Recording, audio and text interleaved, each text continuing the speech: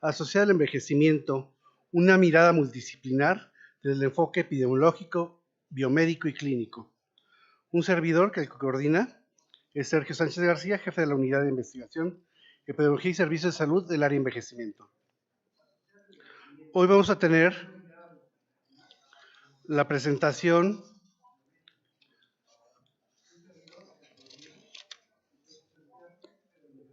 del doctor Eduardo Sosa Tinoco con la presentación de Atención Integrada para las Personas Mayores, ICOP, intervenciones dirigidas a limitar el deterioro de la capacidad intrínseca. Un servidor estará dando disminución de la capacidad intrínseca en personas mayores derechohabientes del Instituto Mexicano del Seguro Social, y posteriormente la doctora Paula García de la Torre va a dar biomarcadores asociados a la capacidad intrínseca en personas mayores. El doctor Eduardo Sosa Tinoco es especialista en medicina interna y en geriatría por la Universidad Nacional Autónoma de México y el Instituto Nacional de Ciencias Médicas y Nutrición Salvador Subirón, maestro en salud pública y envejecimiento por el Instituto Nacional de Salud Pública, encargado del despacho de los asuntos de la Dirección de Enseñanza y Divulgación del Instituto Nacional de Geriatría, profesor de asignatura de la Facultad de Medicina de la Universidad Nacional Autónoma de México, tiene certificación vigente por el Consejo Mexicano de Medicina Interna y de Geriatría, es miembro de la Academia Mexicana de Geriatría, de la Academia Nacional de Educación Médica y Desarrollo Profesional Continuo, de la Academia Latinoamericana de Medicina del Adulto Mayor, entre otras agrupaciones.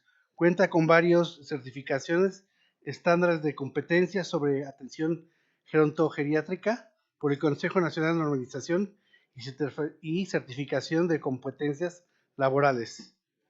Posteriormente estará un servidor y la doctora Paula García de la Torre,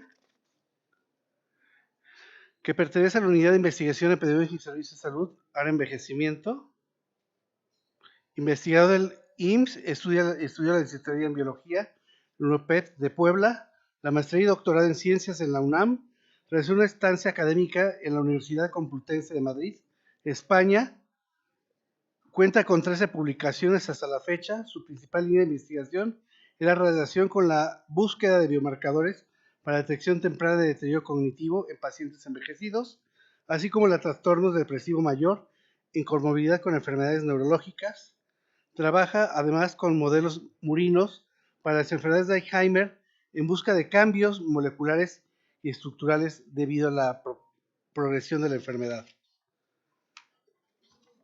Y finalmente tendremos a el doctor Juan Humberto Medina Chávez, que es especialista en medicina interna y geriatría, posgrado en alta especialidad en medicina integral del sueño, maestría en administración de organizaciones de salud, diplomado epidemiológico y gestores de salud, corte 2019 Johns Hopkins Blood School Public Health, titulado en la División de Excelencia Clínica, coordinador de innovación en salud de la Dirección de Prestaciones Médicas del IMSS, líder y coordinador nacional del Plan Geriátrico Institucional Geriatrims, líder institucional del Protocolo de Atención Integral de Diabetes Mellitus Tipo 2, expresidente del Consejo Mexicano de la Geriatría 2020-22, autor de más de 45 guías prácticas clínicas integrales en el catálogo maestro del Programa Nacional de Salud y autor de múltiples capítulos de libros y artículos médicos.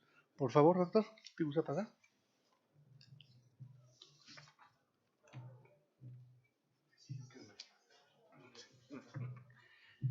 Buenas tardes. Pues primero agradecer la invitación. Es un enorme gusto estar en este foro, ya en su 32ª edición. Y pues bueno, voy a hablarles acerca de atención integrada para personas mayores, intervenciones dirigidas a limitar el deterioro de la capacidad intrínseca. Y pues la idea es reconocer este enfoque y algunas de sus intervenciones como potencialmente efectivas para limitar este deterioro. Y vamos a revisar estos puntos, brevemente un preámbulo sobre el envejecimiento saludable, partiendo de que México está ante un proceso de envejecimiento demográfico acelerado.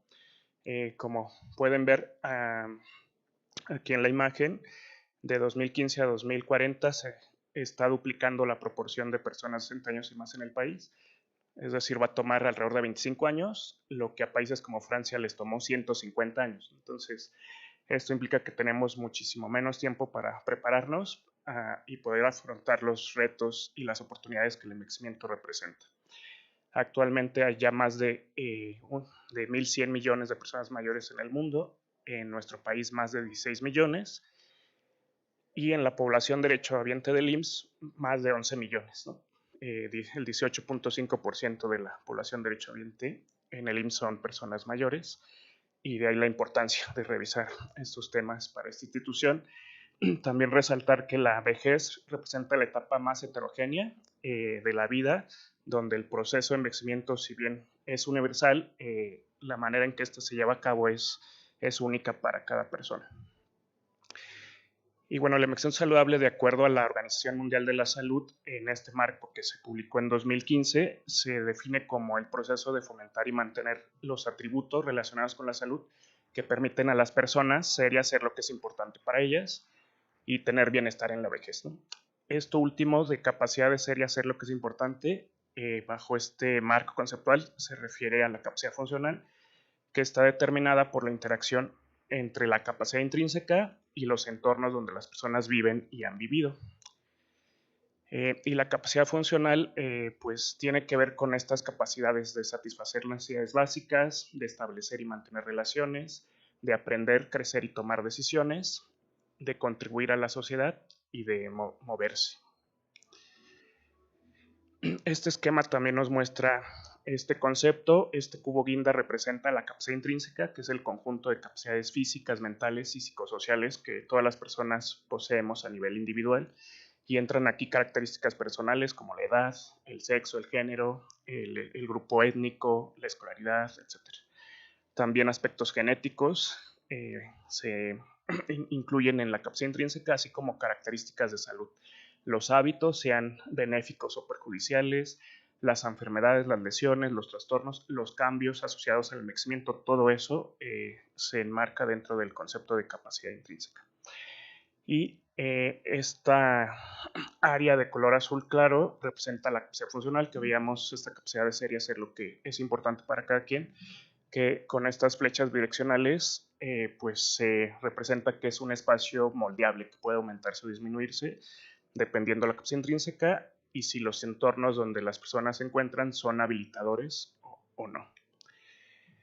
Y en este sentido, conforme pues va pasando el tiempo, se presentan cambios en la capacidad intrínseca. Algunos pueden ser relacionados con el envejecimiento mismo y otros pueden ser enfermedades, lesiones, discapacidades, etc. Y aquí vemos en estas imágenes pues personas mayores que podríamos considerar con capacidad intrínseca alta y estable, que siguen haciendo lo que es importante para ellas y mantienen pues un alto nivel de salud tanto física como mental.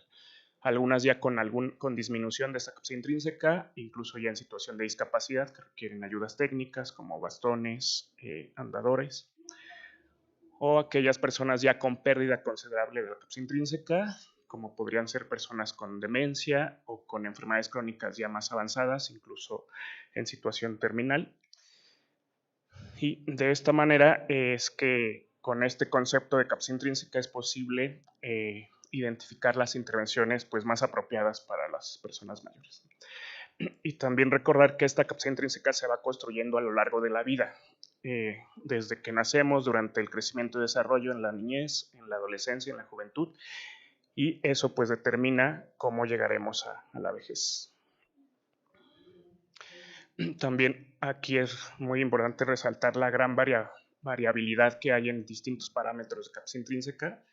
Esta gráfica nos muestra en las líneas oscuras el promedio de un compuesto que mide la salud en personas, tanto para hombres y mujeres, y las áreas más claras nos muestran la gran variabilidad que puede haber. Entonces también nos representa el margen de oportunidad para mejorar estos parámetros. Y a lo largo de la vida, pues estas trayectorias de capacidad intrínseca pueden pues ser muy diferentes. Idealmente la línea azul nos muestra a la que deberíamos aspirar todos, mantener la capacidad alta y estable a lo largo de la vida para perderla de manera abrupta justo antes de morir, ¿no? Que esto le sucede a quienes fallecen por muerte súbita. La mayoría de las personas en realidad presentan trayectorias como las de color amarillo, tienen su capacidad alta y estable, sucede algo que genera una caída abrupta, puede ser una neumonía grave, una fractura de cadera, un accidente cerebrovascular, etcétera, de lo cual se pueden recuperar totalmente si tienen acceso a intervenciones efectivas, recuperarse aunque no del todo, o al contrario presentar un deterioro rápidamente progresivo y fallecer prematuramente. O habrá otras personas que no alcanzan una capacidad máxima y tendrán un deterioro lentamente progresivo. Aquí entran, por ejemplo, algunas condiciones congénitas. Y bueno, entonces la atención integrada, ¿qué es y por qué es importante en este contexto de envejecimiento? Este es el concepto amplio de la atención integrada y centrada en las personas que propone la Organización Mundial de la Salud, que tiene que ver con la prestación de servicios de manera continua, donde se dan todas las acciones que se tienen que hacer en la salud, desde la promoción de salud hasta la atención al final de la vida, pero dentro de todos los distintos niveles y sitios de atención, sea en hospitales, en centros de salud, en el domicilio, en residencias de personas mayores, en centros de día, y que cubra las necesidades a lo largo de toda la vida, desde el nacimiento hasta el fallecimiento. Y se vuelve particularmente relevante la necesidad de una atención integrada genuina, puesto que las personas están viviendo cada vez más tiempo, pero no necesariamente vidas más saludables. Y esto pues representa un aumento en la carga de la atención de salud y de los cuidados, y esto también lleva a mayor complejidad, pues muchas personas viven con múltiples condiciones crónicas y por eso es imperativo poner a las personas y a las comunidades y lo que les importa en el centro de los servicios de salud y de los cuidados. Y en este esquema vemos cómo ha cambiado la forma de presentación de la morbilidad a lo largo de los siglos. Hoy en día lo más frecuente es ver la multimorbilidad, es decir, personas con 2 o más condiciones a la vez, que en nuestro país se estima que esto ocurre alrededor del 67% de las personas mayores. Y bueno, aquí vemos datos del Estudio Nacional de Salud y Envejecimiento en México que nos permite estimar la prevalencia de déficit de algunos dominios de capacidad intrínseca. Y vean los porcentajes, son pues bastante altos, casi 50% de las personas mayores en nuestro país podrían tener alguna limitación de movilidad, 45% algún grado de déficit visual, 43% síntomas depresivos, etcétera. Y una proporción pues considerable tienen varios déficits de capacidad intrínseca a la vez, ¿no? Casi la cuarta parte de las personas mayores. Y hay la importancia de pues promover estos modelos de atención integrada, máxima en el contexto del decenio del envejecimiento saludable 2021-2030 que está vigente. Y es así que se desarrolla el enfoque de ICOP que propone la Organización Mundial de la Salud, justo para adecuar las intervenciones dependiendo la capacidad intrínseca de las personas y que esto nos permita potenciar su capacidad funcional. Y dentro de las acciones que en este decenio se tienen contempladas está justamente el brindar una atención integrada y centrada en las personas mayores, lo cual también requiere de ajustes muy importantes en el sistema de salud, adaptar las intervenciones de acuerdo a los niveles de capacidad de las personas, con un objetivo final de optimizar las trayectorias de capacidad intrínseca que veíamos hace unos momentos. ICOP son las siglas en inglés de Atención Integrada para Personas Mayores. Es una iniciativa de la Organización Mundial de la Salud basada en evidencias, pensada para contextos de medianos y bajos ingresos y para que pueda ser brindada por personal de salud no necesariamente especializado e incluso en el ámbito comunitario. Implica la evaluación clínica como pues otro proceso de atención, identificar factores de riesgo, enfermedades, condiciones de salud, monitorizar la capacidad intrínseca, algunos de sus dominios como la movilidad, la vitalidad, en específico el estado nutricional, capacidad psicosocial, sensorial, cognitiva, etc. Y en algunos casos se requerirán evaluaciones adicionales para caracterizar mejor el estado nutricional, la multimorbilidad crónica, la medicación, en fin. Y esta iniciativa pues fue el trabajo de estas personas que vemos aquí, de la Organización Mundial de la Salud, y principalmente el trabajo de Yotis Swaran Amuthabali. Él en su tesis de doctorado justo pudo probar que era posible que personal no necesariamente especializado, de hecho del ámbito comunitario en zonas rurales de la India, era posible identificar problemas geriátricos, en este sentido déficits de capacidad intrínseca, y hacer intervenciones básicas. Y es así que se generó pues este esquema. Aquí solo lo veremos brevemente con esta infografía, reconociendo que conforme las personas envejecen, sus necesidades de salud son propensas a volverse más crónicas y más complejas, como vimos. Por lo tanto, es fundamental intervenir en etapas tempranas de esta disminución de la capacidad, porque es posible prevenir o diferir el proceso que lleva a la discapacidad con necesidad de cuidados. ICOP aborda condiciones prioritarias que se asocian con la disminución de las capacidades, como serán la desnutrición, el déficit visual, déficit auditivo, deterioro cognitivo, síntomas depresivos y limitación de la movilidad. Y pues se han desarrollado varias herramientas que pues ayudan a avanzar en la implementación de ICOP, como aplicaciones móviles, manuales para el personal tanto de servicios sociales como de salud, que les permitan detectar en la comunidad a las personas mayores en riesgo de dependencia de cuidados, realizar una evaluación centrada en las personas, tanto de sus necesidades sociales como de salud, y como parte de la atención primaria, y diseñar e implementar planes personalizados de atención. Entonces, ICOP es una estrategia comunitaria de atención social y de salud centrada en la persona para optimizar la capacidad funcional. Y a su vez, ICOP también se acompaña de guías o de marcos de implementación para los tomadores de decisiones, donde pues se vuelve muy importante adoptar este enfoque en las políticas nacionales de salud del país, algo que en México ya se ha hecho si consideramos el modelo de atención para la salud del bienestar, que ICOP ya está incorporado ahí. También en el IMSS pues, están avanzando en eso, y eso se los comentarán más adelante seguramente.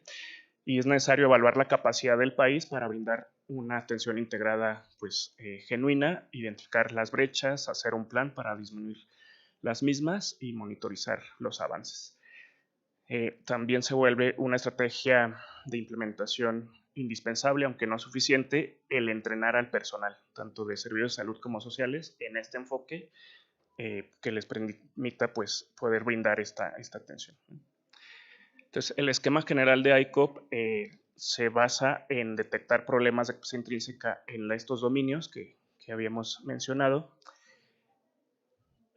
y son 5 pasos. El primero es detectar personas que tengan posibles deficiencias de capacidad intrínseca a través de una herramienta de detección relativamente sencilla. Quienes presenten estas posibles deficiencias se les harán evaluaciones más amplias para confirmar estas deficiencias, para después elaborar los planes personales de atención que habrá que implementar. Garantizando la derivación a atención especializada cuando se requiera o por personal de equipos interdisciplinarios, y también el seguimiento del plan de atención, e involucrar a las comunidades y apoyar a quienes cuiden a las personas mayores cuando eso aplica. Entonces, la herramienta de detección es esta, la versión original, que se valoran 6 dominios de capacidad intrínseca a partir de algunas preguntas, o en el caso de la movilidad con una prueba de desempeño, que es la prueba de levantarse de la silla. Aquí en esta tabla pues vemos más descripción de este tipo de pruebas de detección, que como pueden ver son relativamente sencillas, las evaluaciones complementarias que se requieren cuando la detección es positiva, y se ha hecho ya una implementación piloto del programa de ICOP en 4 países a nivel mundial en este esquema de Ready, Set, Go. Y pues realmente en este momento solo se ha evaluado la preparación para la implementación, y está planificada la realización de estudios ya para medición de eficacia y de costo efectividad de ICOP, que estarán desarrollándose pues en estos años, de 2023 a 2025. Los 4 países donde se ha probado como piloto esta primera etapa de preparación fue China, Francia, Andorra e India. Y pues la adopción y la percepción de las personas que han participado en esto, pues en general han sido bastante positivas, como pueden ver ahí. Y cerca de las intervenciones, dentro de todo lo que se ha trabajado para esta iniciativa de ICOP, se generó un centro de recursos de evidencia, y hay pues varios documentos específicos hacia los dominios que ICOP aborda en esta primera etapa, que justificó por qué son esos dominios los que hay que incluir. Y aquí solo algunos ejemplos de las intervenciones que se proponen para quienes tengan deterioro cognitivo: estimulación cognitiva, ejercicio físico, manejar condiciones asociadas. En el caso de desnutrición, orientación alimentaria, suplementos nutricionales cuando están indicados, atención especializada para quien lo requiera y manejar condiciones asociadas. Igualmente, en déficit visual, derivar a oftalmología, tratar condiciones oculares específicas y manejar condiciones asociadas, y también brindar orientación a la familia. En el déficit auditivo, derivar a audiología, quien requiera dispositivo auditivo, pues proporcionárselo. En algunos casos incluso podrían beneficiarse de implantes cocleares, manejar condiciones asociadas, orientar a la familia. En síntomas depresivos o episodios depresivos, derivar con psicología y o psiquiatría, intervenciones psicoterapéuticas breves, tipo cognitivo-conductual, solución de problemas, etcétera. El uso de antidepresivos cuando están indicados, ejercicio físico, manejar condiciones asociadas.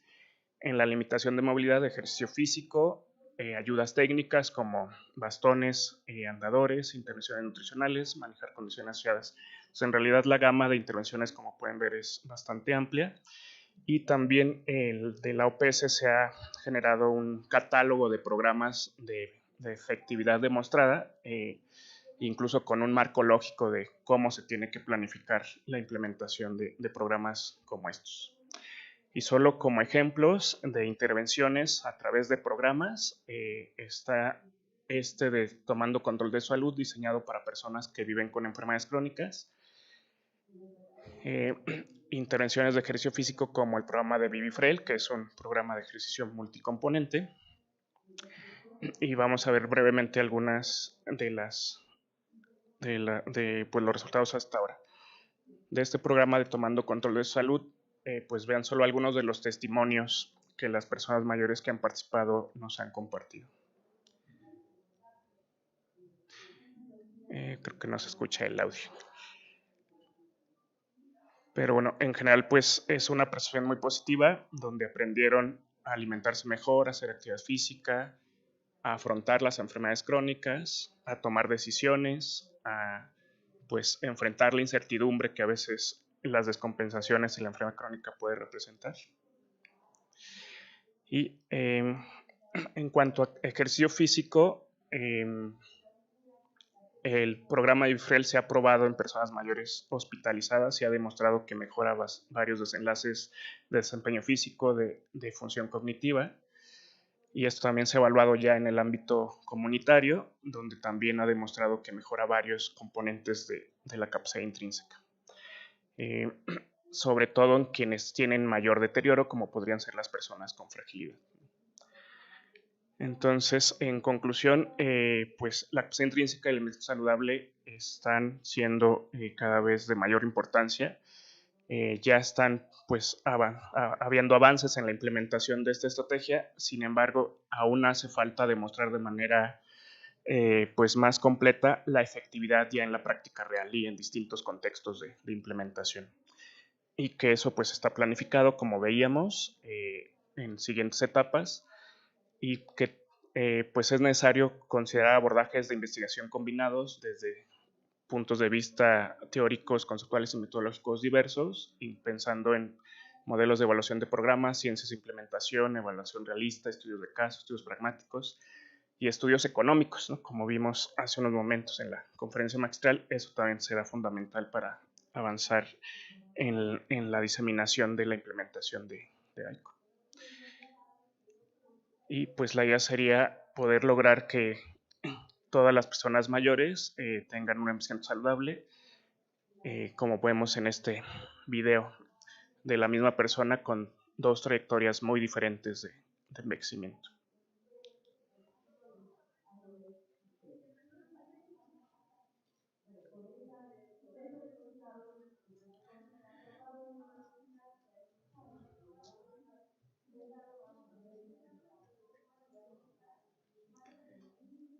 Pero lograrlo pues requiere muchos cambios y la implementación de modelos de atención innovadoras que se incorporen a los procesos de atención ya existentes. Y pues les agradezco su atención.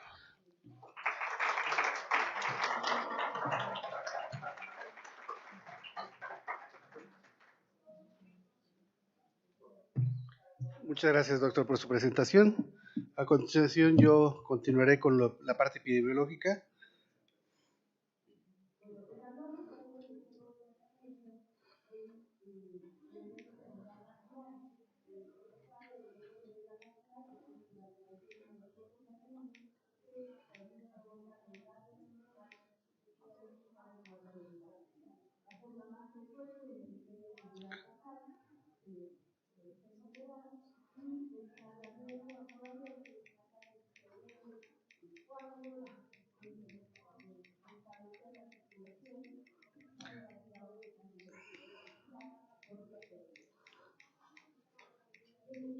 Es un pequeño repaso de la presentación para que no se aburran y se acuerden de lo que estaban viendo.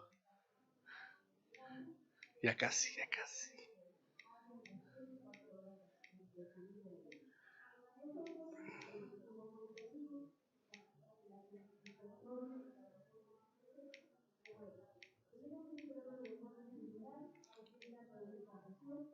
Ahí estamos, perdón. Voy a hacer una. Bueno, la preservación de la capacidad intrínseca fomenta el envejecimiento saludable y la calidad de vida de las personas mayores. Vamos a entender como capacidad intrínseca como el conjunto de capacidades físicas y mentales de un individuo que a su vez está determinado por características individuales, siendo esta la clave para evaluar la evaluación geriátrica en personas mayores. Esto en conjunto con la década del envejecimiento que nos ha propuesto el trabajo en capacidad intrínseca. Bueno, esto ya nos lo explicaron, lo voy a saltar. Y el objetivo de este estudio fue determinar el efecto de la capacidad intrínseca disminuida sobre la calidad de vida de las personas mayores. Bueno, aquí tenemos uno de los que hemos hecho. Esto se llama COSFAM.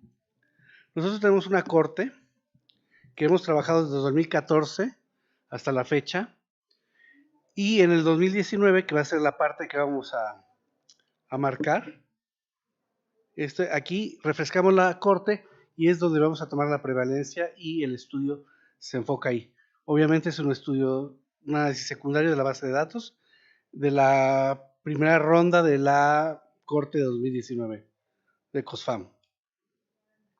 Bueno, como pueden ver ustedes, aquí tenemos ampliamente la propuesta que fue, el marco muestral fue de la Ciudad de México, tanto delegación sur y norte.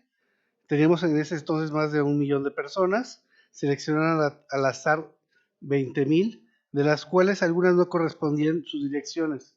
Tenemos problemas con la dirección de las personas, ya que nos solicita Correos de México, para mandarles una carta certificada, ciertos elementos que tiene que tener y están en una norma oficial. Si no cubren estos elementos, no es posible que nos acepten la carta. Entonces, aquí tenemos una disminución de la población y posteriormente se envían estos, fue correo certificado y nos enteramos de cómo estaban las personas. En total tuvimos 1,139 personas que pudimos estudiar. Como pueden ver aquí en el mapa, están distribuidos en la Ciudad de México y algunas zonas conurbadas de la Ciudad de México, que son el Estado de México, que tuvimos ya que muchos de estos, no muchos, pocos pacientes están en estas zonas y por eso están contabilizados aquí y está en el mapa que se presenta. Bueno, en esta entrevista que hacemos anualmente a los adultos mayores, nosotros les pedimos sobre información general, hábitos y estilos de vida, información sobre su salud, funcionalidad y calidad de vida, características mentales, características sociales, medidas clínicas y muestras biológicas. Pueden ser heces, saliva, cabello, uñas y nada más creo que eso les pedimos. Y cada año lo hacemos. Gracias a esto podemos hacer varios estudios. Y aquí está lo que nosotros identificamos como capacidad intrínseca. Este es un índice que vimos a través, esto lo publicó el doctor Luis Miguel Gutiérrez, 10 elementos que se toman en cuenta, con dominio del estado cognitivo, capacidad visual, capacidad auditiva, estado emocional, vitalidad y movilidad. Entonces, cada uno de estos lo fuimos llevando a cabo y gracias a que tenemos esta evaluación geriátrica integral, pudimos sacar cada uno de estos componentes de toda la información que tenemos en la base de datos. Bueno, por otra parte también vimos lo que es calidad de vida para personas mayores a través de JUCOLOL, que es un instrumento que lo hizo la Organización Mundial de la Salud, especialmente para personas mayores.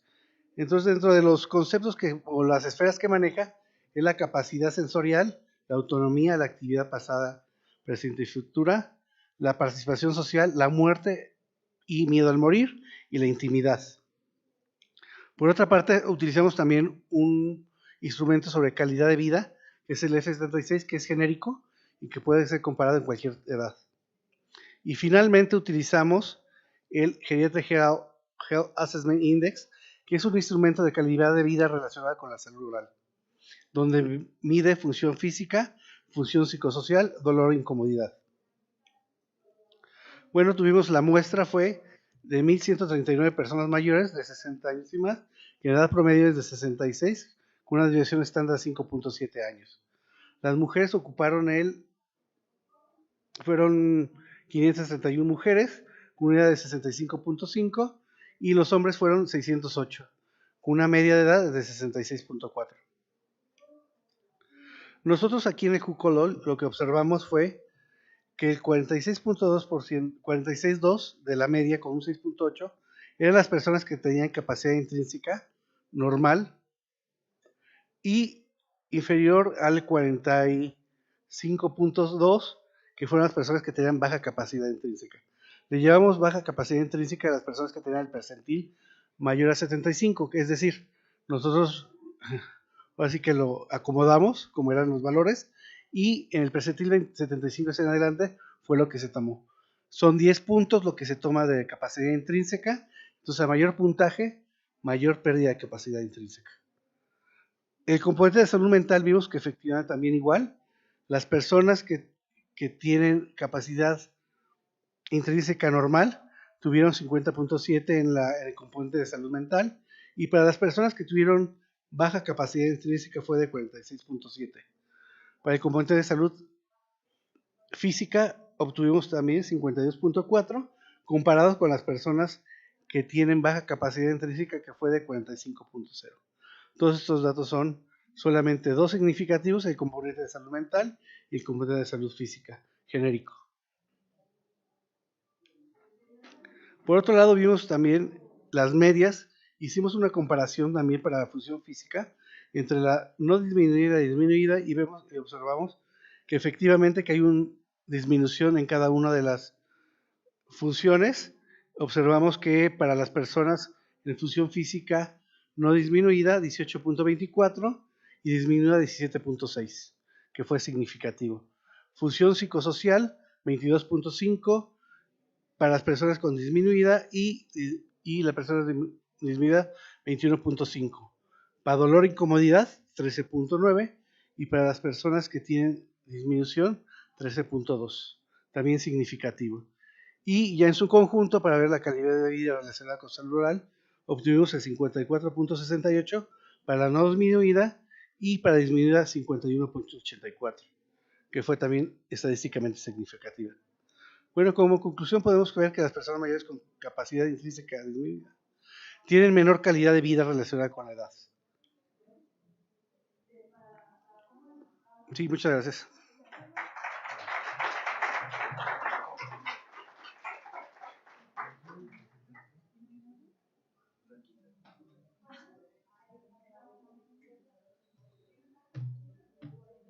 Hola, bueno, yo les voy a hablar de la parte biomédica que hemos estado trabajando, bueno, y lo que se sabe. No, ya me regresé, espérenme. Perdón, ahí está. Bueno, entonces lo que nosotros buscamos son biomarcadores, y los biomarcadores como tal tienen muchas definiciones dependiendo de la institución que la dé, pero tiene que ser una medida que se pueda evaluar y que se pueda medir y que nos dé un cambio, ¿no? O sea, que cambie de acuerdo a algo, a un tratamiento, a la progresión de la enfermedad, a lo que queramos medir, ¿no? Entonces, puede ser un biomarcador diagnóstico, un biomarcador pronóstico o un biomarcador terapéutico. En este caso, hablando de capacidad intrínseca, puede ser diagnóstico, pronóstico o terapéutico. Entonces, un poco lo que pasa con nosotros, yo soy bióloga de formación, y cuando llegan y nos dicen, es que vamos a ver capacidad intrínseca, y el clínico lo tiene muy claro, tiene buena capacidad intrínseca o tiene mala capacidad intrínseca. Tal vez ni siquiera tenían que hacer los numeritos, pero yo bióloga les digo, sí, ¿por cuánto? ¿Cómo que por cuánto? Sí, ¿cómo lo mediste? ¿Cuáles son los números? Para que yo pueda ver si mejoraste o empeoraste, ¿no? Entonces, un poco esos son los biomarcadores. Los biomarcadores nos van a ayudar a ver si mejoró o empeoró de acuerdo a una medida, ¿no? Y esas medidas son las que hemos estado buscando nosotros en la cohorte que ya les platicó el doctor Sergio. Entonces, nos piden poco. El biomarcador ideal tiene que ser específico, sensible, predictivo, rápido y económico, estable en vivo e in vitro, no invasivo y que tenga suficiente relevancia preclínica y clínica. Entonces, un biomarcador es bien difícil de encontrar, pero pues dentro de la investigación biomédica vamos haciendo pequeñas pruebas, vamos viendo, primero tal vez no son ni tan rápidos ni tan económicos, pero tratamos de que sean predictivos, sensibles y específicos, ¿no? Como ya nos presentó en la primera presentación el maestro, esto es lo que nos presentó que iban a medir en la capacidad intrínseca, ¿no? Entonces, son los 5 puntos que se están tomando en cuenta desde que se ideó o se presentó la capacidad intrínseca, es cognición, locomoción, psicológica, vitalidad y sensorial. La vitalidad, si son clínicos, saben que es bien complicada de evaluar y es donde más se usan los biomarcadores. Y ya hay formas o propuestas de cuantificar la capacidad intrínseca. Entonces, realmente la que les presentó el doctor es una de 10 puntos. Esta es de 5 puntos y nos da valores de 0, 1 y 2, y es lo que vamos a tratar de hacer nosotros en el 2022. Y nuevamente, no sé si vieron, en todas las presentaciones abajo dice edad biológica, pero no nos dicen cómo la miden, ¿no? ¿Por qué? Porque hay muchas formas de medirla y porque ninguna es realmente un biomarcador tan específico que nos dé todas las características que nos tiene que dar un biomarcador.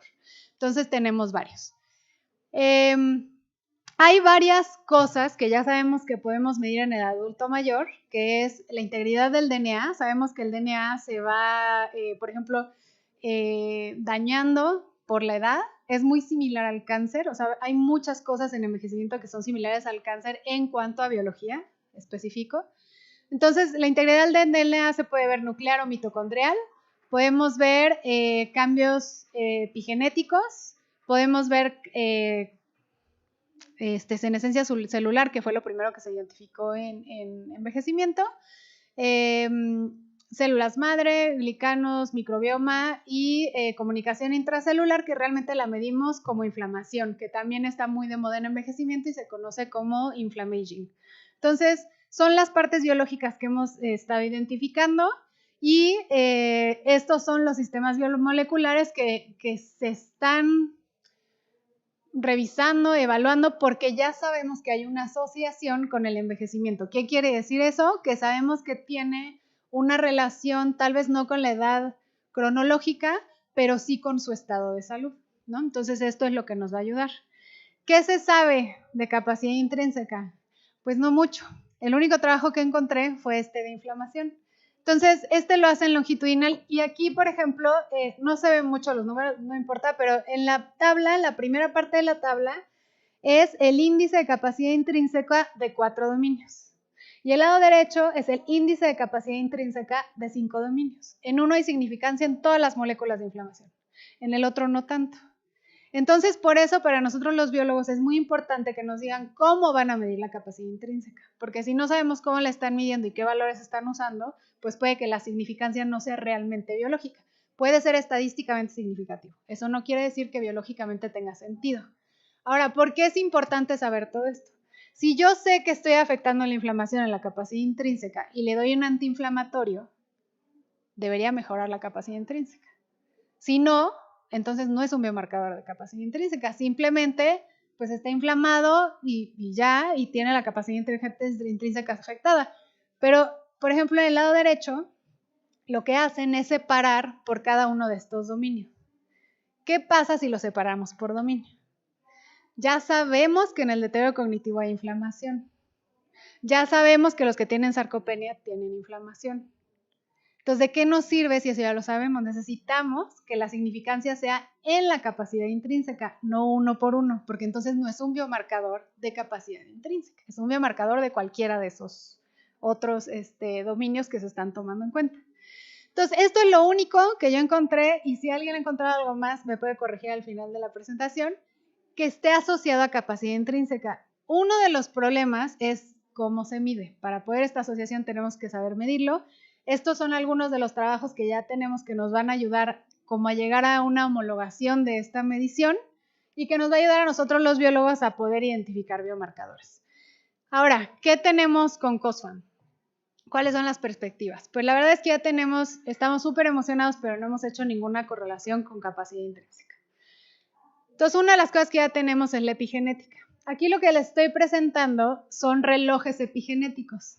Entonces, cada uno de estos fue ideado por un investigador independiente y se genera con un logaritmo.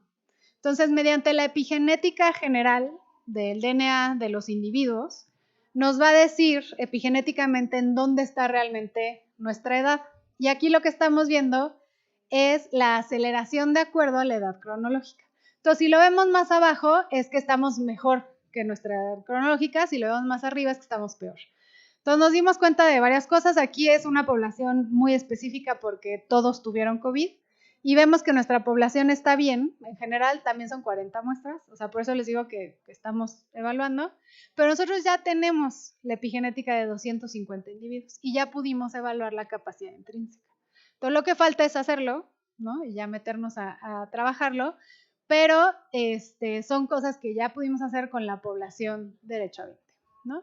Otra cosa que ya tenemos es el daño al DNA. Les hablaba que puede ser nuclear o mitocondrial. En este caso, el daño al DNA se mide en general, es nuclear, y también tenemos el daño a telómeros. En algún momento se usó el acortamiento telomérico como una edad biológica.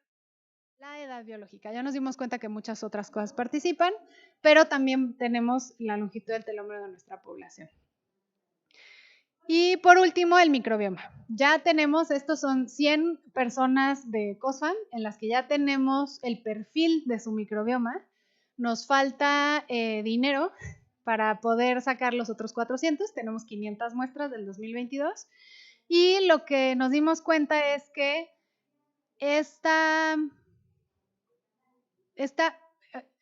¿se acuerdan? Ahorita el doctor Sergio les dijo que la cohorte tenía como dos partes, ¿no?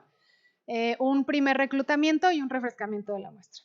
Entonces, ahorita en términos generales, repito, no se ha hecho con la asociación a capacidad intrínseca. Lo que sabemos es que esta población y la anterior son muy similares y esta es la abundancia de las especies que tenemos.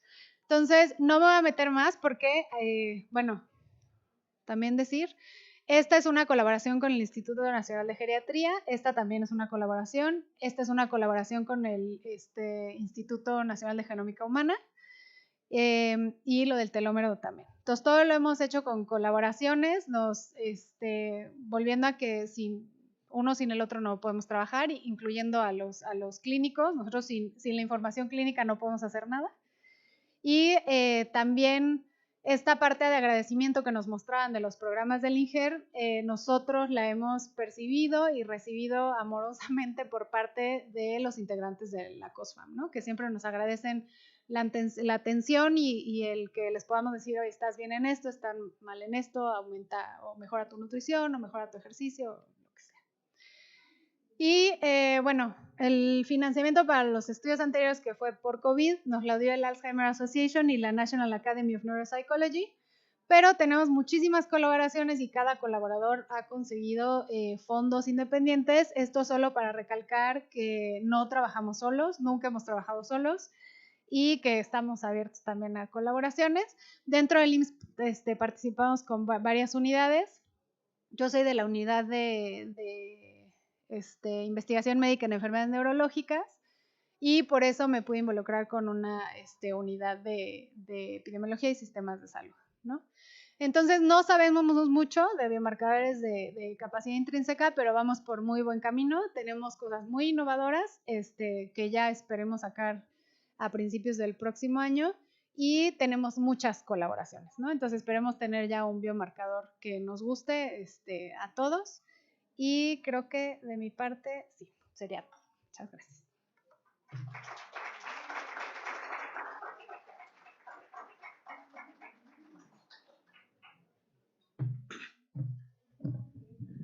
Buenas tardes, Humberto Medina Chávez.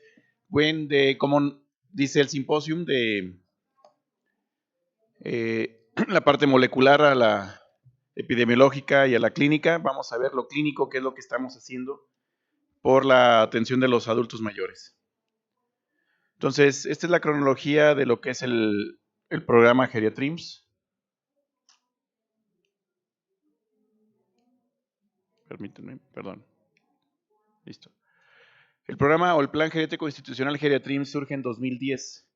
A través del Consejo, del Consejo Técnico del IMSS, aprueba con líneas estratégicas muy particulares: fortalecer el primer nivel de atención, implementar la atención geriátrica en el segundo y en el tercer nivel de atención, que en aquel entonces no existía, formar médicos especialistas en geriatría y personal capacitado en geriatría, y por último, desarrollar la investigación. En 2011 empieza la formación de médicos especialistas en geriatría. Se inicia también la transformación de plazas, puesto que había médicos geriatras, pero estaban contratados como internistas, y en aquel entonces, cuando inicia en 2018, solamente se lograron transformar 18 de estas plazas y había 18 geriatras en el IMSS. Para el 2012 al 2018 fue un boom en el desarrollo de guías de práctica clínica. Desarrollamos 33 guías de práctica clínica en geriatría, y de estas pues hay 34 de geriatría, y las 33 fueron generadas por este programa o en el IMSS. En 2016, el primer Congreso Nacional de Geriatría, Geriatrims. En 2016 se incorporó la categoría de enfermera especialista en geriatría, además de los médicos que ya estaban transformando, Para el 2020 ya había 300 geriatras en el país, había alrededor ya de 137 hospitales del segundo y del tercer nivel con atención geriátrica. Para que se den una idea, cuando empieza Geriatrim solamente había 3 hospitales con geriatría, que eran donde se formaban 2 o 3 residentes por año. Y en todo México había solamente 18 hospitales con geriatría. Para el 2020, 10 años después de Geriatrims, pues ya son 137. En el 2021 hay 23 sedes formadoras de geriatría, de las cuales egresan alrededor de 100 geriatras por año. Actualmente tenemos 509 residentes en formación, eventualmente irán egresando. Estos son en la especialidad de entrada directa de 4 años. Y bueno, actualmente ya son 456 geriatras en el país, 154 hospitales del segundo y tercer nivel de atención. De estos, la meta es 168, ya que 168 está tomando en cuenta solamente aquellos que tienen más de 54 camas de hospitalización.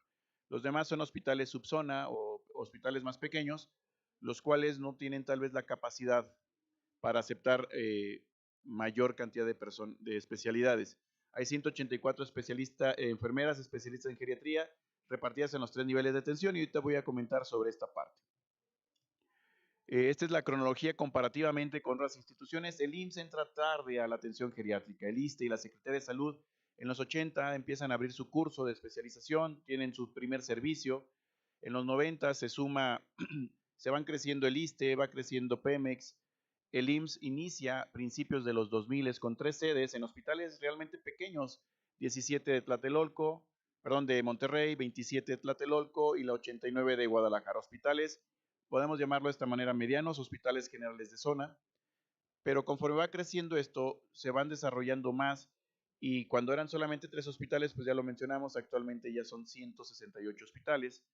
Médicos geriatras en las otras especialidades pues también siguen formando, pero el IMSS está formando el 65 a 70% de especialistas en todo el país, y por lo tanto está haciendo una gran cobertura, no solamente en personal médico, sino también en la cobertura de plazas. Y bueno, con esta estrategia, desde el 2011 al 2023, en estos 10-12 años, pues es la institución que más especialistas forma, que más servicios otorga en geriatría y que mayor plazas o áreas de trabajo y oportunidad genera. Además de eso, que es lo que les voy a seguir presentando, pues tiene la punta del asa o la innovación en diferentes estrategias o planes estratégicos. Estos son los documentos que avalan y respetan todo lo que se está realizando. Después de concluir la primera parte de la implementación, que era 2010 a 2020, que era que hubiera geriatría en el país, en el instituto. Ahora viene la ampliación, el reforzamiento. En 2021-2025 se desarrolló el Plan Geriátrico Institucional, que es, de 2021-2025, donde vienen las estrategias que vienen a fortalecer esto. El procedimiento para otorgar atención geriátrica interdisciplinaria está próximo a salir, donde médicos y enfermeras tendrán una norma y una estructura para poder trabajar en el área de geriatría. El instructivo de operación para las enfermeras especialistas en geriatría, tanto en el primer nivel como en los hospitales, que también va junto con el procedimiento.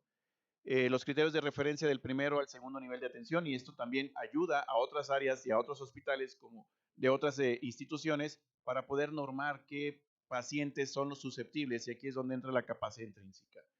Donde los médicos especialistas en geriatría en un principio no tenían alguna diferenciación con el médico internista, y es por eso que estos criterios vienen a solventar esta parte, básicamente buscando aquellas que tienen mayor área de oportunidad en los síndromes geriátricos y sobre todo en limitar o mejorar la capacidad intrínseca.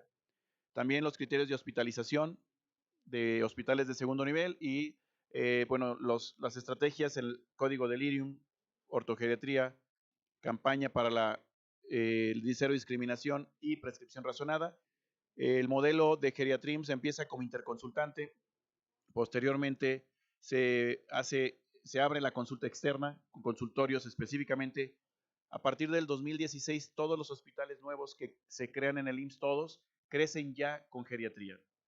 Los viejos, los otros 200 y tantos, tenemos que incorporarle plazas nuevas, pero ya los nuevos crecen con esto, con un consultorio matutino y vespertino, y estamos en la hospitalización, transformando plazas para que sea una quinta especialidad troncal, y próximamente tendremos los primeros servicios como especialidad troncal de geriatría.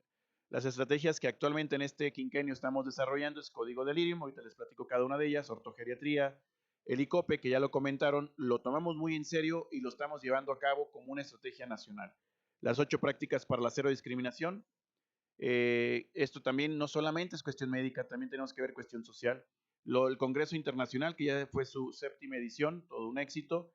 Y los 2 pendientes que nos quedan de este quinquenio es la movilización temprana durante la hospitalización, una estrategia liderada por enfermería y para el personal de salud, y prescripción razonada de la persona mayor, que justo hoy en la mañana vengo del Centro Vacacional Huastepec, donde acabamos de concluir la capacitación en esta también importante tema. Tenemos ya un perfil de nuestros pacientes hospitalizados. Pueden ustedes ver cómo lo que es el abatimiento funcional y la polifarmacia son 2 de los principales problemas que tenemos. 2 de cada 3 pacientes que llegan al hospital están con polifarmacia, 2 de cada 3, y están con abatimiento funcional. Pero también la malnutrición, la inmovilidad y sobre todo la mitad de ellos son pacientes frágiles.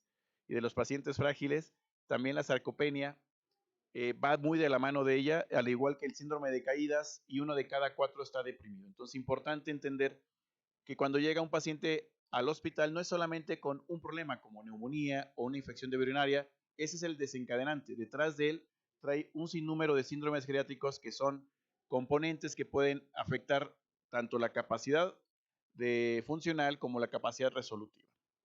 Bien, de las actividades que hemos realizado, las prácticas de la cero discriminación en el adulto mayor, tenemos, se generaron un díptico, se hizo en todo el país, se desarrollaron varias sesiones. Esto es para el personal de salud, que identificaran que estábamos con conductas ageístas o viejistas o edadistas, donde pues discriminamos a la persona mayor solamente por tener la edad, por no escuchar bien, por no caminar bien, y lo normalizábamos tanto que cuando se los explicábamos, pues decían, es que pues, así lo he hecho toda la vida. Pues efectivamente, toda la vida hemos estado en un error, y por eso estas 8 prácticas se generalizó tanto que hicieron eventos, ferias de la salud, en Oaxaca hicieron todo un desfile para promocionar. Fue también una gran participación, no solamente el personal de salud, sino que ya también la integración con las personas que tienen, las personas en general. La estrategia para conformar unidades de ortogeriatría se implementó en 2022 y estamos obteniendo ya los resultados. ¿Y esto de dónde surge? A través de estudios de investigación, donde vimos que la mortalidad hospitalaria de la fractura de cadera, 1 de cada 10 fallece durante la hospitalización, adultos mayores. Pero durante los siguientes 12 meses, 1 de cada 4 de los sobrevivientes también logra fallecer, y de los que sobreviven, un 25% concluye o institucionalizado, es decir, en algún centro de cuidados a largo plazo, o requiere el cuidado de una persona por una dependencia total. Entonces, no es solamente, si lo vemos, poner una prótesis o tener una cirugía, tiene consecuencias más allá de solamente un proceso quirúrgico. Y lo más triste de esto es que la mayoría de los pacientes que tienen fracturas de cadera previamente eran funcionales, se valían por sí mismos, eran independientes y traían esta trayectoria que les comentó el doctor Eduardo Sosa, que venía muy bien exitosamente, pero viene una caída brusca en su capacidad intrínseca y posterior a ello tal vez ya no recuperen. La mayoría de ellos quedan con una poca capacidad para volver a recuperarse. Dicho esto, el IMSS es la institución que más opera, fractura de cadera que más atiende, pero también es de las que más se tarda, no tanto como la Secretaría, afortunadamente, pero en eso queremos también cambiar. Tarda alrededor de 10.7 días por la gran cantidad de pacientes en operarse, cuando el estándar es que se deben de operar en las primeras 48 horas. ¿Qué es lo que surge? Bueno, necesitamos hacer algo y el plan geriátrico institucional se basa en medicina basada en evidencia, donde en diferentes etapas, en urgencias, en la etapa de hospitalización y en sus diferentes subprocesos como es hospitalización, cirugía, en el cuidado postquirúrgico, tiene puntos claves que son estos cuellos de botella que prolongarían la estancia hospitalaria o incrementarían las complicaciones. Y es donde entra la estrategia ortogeriatrims y al igual en consulta externa para el seguimiento y el tratamiento de osteoporosis. Algo triste, después de los pacientes que tenían una fractura de cadera, solamente el 4 al 6% salían con tratamiento para osteoporosis. Sabemos que los pacientes que se fracturan, ya sea el antebrazo o sea el tobillo o el húmero, en los siguientes 5 años se fracturará su cadera. Es importante entonces identificar y iniciar el tratamiento con mucha anticipación. No voy a explicar el mapa, pero lo que se busca es que en las primeras 36 horas el paciente se opere y en los siguientes 2 días se egrese, es decir, lograr bajar este 10.7 días de estancia hospitalaria, reducirlo a 5 días o máximo 6 días. Habrá pacientes que se compliquen y no lograrán, pero estamos logrando disminuir y estos son algunos de los beneficios en el piloto que se estableció en Villacuapa y en Magdalena. Se disminuyó la mortalidad hospitalaria, se disminuyó la estancia hospitalaria, se retrasó el diferimiento quirúrgico, aumentó el tratamiento antirresortivo con vitamina D y calcio y alendronato, disminuyó la prescripción inapropiada, estas dobles terapias que a veces dan en general personal quirúrgico, que es diclofenac con naproxeno para el dolor, cuando se sabe que es duplicidad de tratamiento y polifarmacia, entre muchas otras. El tratamiento, lo que se busca es que el ortopedista y el geriatra trabajen de manera colaborativa. El geriatra cuida al paciente, el cirujano lo opera, cuáles son ambos de cada uno competencia. Se egresa con mejor funcionalidad, se rehabilita durante la estancia hospitalaria, se les trata las complicaciones como es con medicamentos para evitar las tromboembolisas pulmonares, se prehabilita con suplementación alimenticia, proteínas y continúa con ella el egreso, etcétera. Y bueno, hay una recuperación funcional, hay una reducción en los reingresos y bueno, también se empieza a ver un trabajo colaborativo mucho mayor. Tenemos estos son los resultados de cómo, este es el basal. Vean cómo había hospitales como, unidades como Sonora, Baja California, que su estancia promedio era de 14 o 13 días, y había otros un poco más rápidos como Tlaxcala, Ciudad de México, que su estancia es de 5 días.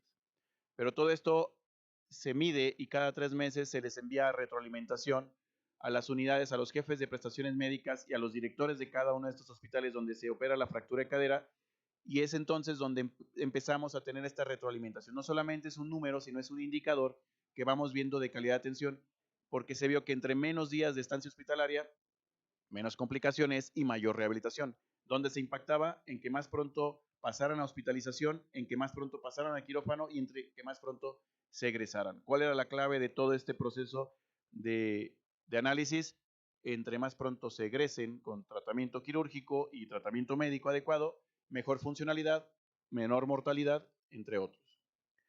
Tenemos estos resultados. Llevamos a cabo un registro nacional de fractura de cadera.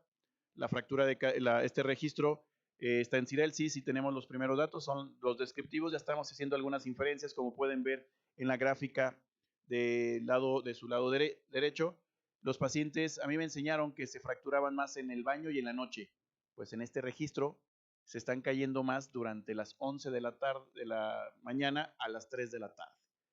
Entonces hay cosas que han cambiado en los últimos 15 años. Asimismo, o cosas que no han cambiado, como que el 72% de las personas que se fracturan son mujeres, y esto por la osteoporosis. El 85% no tienen tratamiento antirresortivo para osteoporosis previo a la fractura. Y bueno, el lugar de la fractura es en el domicilio la mayor cantidad de las veces, es decir, prevenible muchas veces, y la mayoría de las veces cuando se infiere son por tapetes o por juguetes que están en el suelo, prevenible. Y prefrágiles y frágiles, la mayoría de los pacientes. Es decir, tenemos con estos 850 registros una visión de qué o cuál es el perfil de la persona que se va a fracturar, y eventualmente tendremos alguna inferencia para poder publicar y poder tener un mapa de lo que queremos.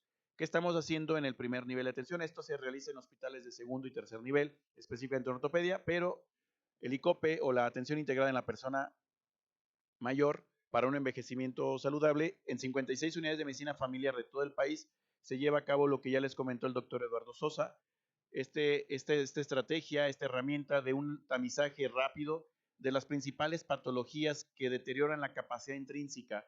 Si sale positivo el tamizaje con una o dos preguntas, se confirma a través de una evaluación formal, a través de una escala más a profundidad, y posterior a este se realizan las intervenciones específicas y se le da seguimiento o referencia al médico familiar o a la nutrióloga o la trabajadora social o la misma enfermera continua. Cabe decir que esta estrategia, nosotros en el IMSS decidimos que el personal de enfermería era quien llevaría esta evaluación inicial, porque el médico familiar tiene abundante trabajo y además esta herramienta está hecha para personal no especializado. Aunque nuestras enfermeras especialistas en geriatría lo están llevando, ellas complementan las intervenciones de sus síndromes geriátricos con su formación, y esto le da un mayor peso y una mayor resolución y atención oportuna de los pacientes. Y por último, se le otorgan recomendaciones complementarias a la familia de su cuidador. La enfermera especialista en geriatría puede hacer una visita al domicilio, evaluar cómo está su entorno y puede dar recomendaciones para que no se caiga, para que esté con mejor iluminación y para, bueno, en general la alimentación, ve el refrigerador, hace varias cosas que puede prevenir esto. Ya hemos avanzado en esto, en colaboración con el Instituto Nacional de Geriatría se capacitó al personal de enfermería, posteriormente se implementó por las regiones de cada delegación, se realizó otra recapacitación, pero ahora ya más operativa, y estamos viendo el incremento en las detecciones, el envío a médicos familiares de problemas que cuando llegaban eran tardíamente. Estamos viendo que se detectan oportunamente depresión, síndrome de caídas o riesgo de caídas, y esperamos llegar al punto número 6, que es una ejecución integral del problema y extenderlo. Y esto lo vamos a hacer a través de esto. En 2024, esta será la nueva cartilla. Aparte de que se hicieron muchos cambios, también quiero decirles que fue una propuesta del IMSS de cambiar e integrar el tamizaje ICOPE. Se lo comentamos al INGER y el INGER dijo, va.